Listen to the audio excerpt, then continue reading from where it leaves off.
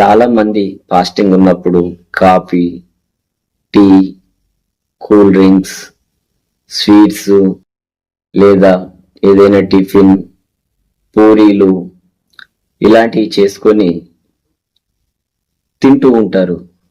అవి తినడం ఆరోగ్యానికి అంత మంచిది కాదు. ఎందుకనంటే అది జీర్ణ వ్యవస్థను పాడు చేస్తుంది. కరెక్ట్ గా అరుగుదల అనేది ఉండదు. సో నన్ను అడిగితే ఫాస్టింగ్ ఉన్నప్పుడు వీటికి దూరంగా ఉండడమే మేలు. ఎందుకోసమనంటే మనం ఫాస్టింగ్ ఉన్నది శరీరంలో ఉన్న వ్యర్థాలను తొలగించుకోవడం కోసమే మనం ఫాస్టింగ్ ఉంటాం. శరీరంలో ఉన్న వ్యర్థాలను తొలగించుకోవడం కోసం, డీటాక్స్ చేయడం కోసం ఫాస్టింగ్ అనేది ఉంటాము.